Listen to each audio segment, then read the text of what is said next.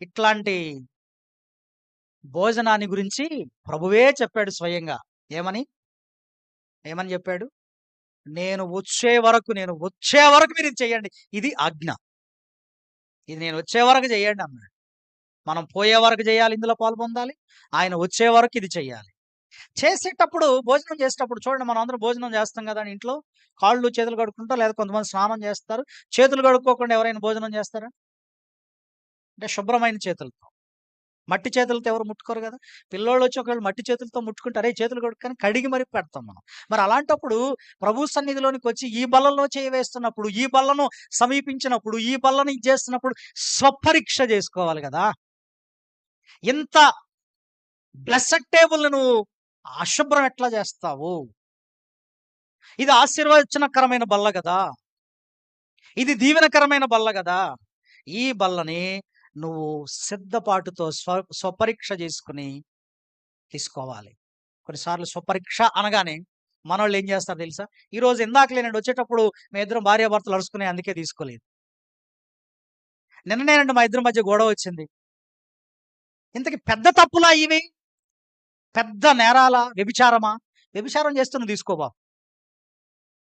దొంగతనం చేశావా? మోసగాడివా? దుర్మార్గుడివా? నీకు రైట్స్ లేవు. అలాంటి పరిస్థితి ఉన్నప్పుడు ఆలోచించుకోవాలి. ఈ చిన్న చిన్న వాటిని పట్టుకొని స్వపరీక్ష అనగానే ఏం చేస్తుందో తెలుసా మనోళ్ళు విశ్వాసులు ఏం చేస్తారు? లేదులే ఈ నెల తీసుకోను, వచ్చే నెలలో తీసుకుంటా. ఆగిపోతారు.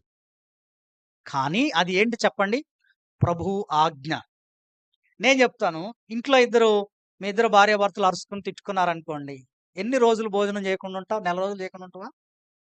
ఎన్ని రోజులు చేయకుండా ఉంటావు? 2 రోజులు, 3 రోజులు. మూడో రోజు ఆమె పెట్టకపోయినా నువ్వే పెట్టుకోండి, కడుపు కాలుతుంది కాబట్టి.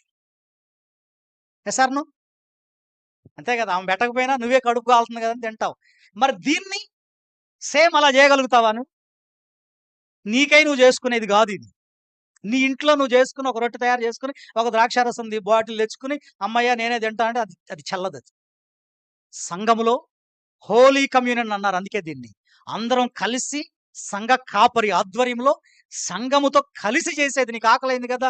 నేను ఈరోజు అక్కడ నేను స్వపరీక్ష చేసుకోలేదు. కాబట్టి ఇది ఈరోజు కాదులే వచ్చే వారమో లేకపోతే రేపు నీ ఇంట్లో వండుకొని తింటానంటే అయ్యేది కాదది.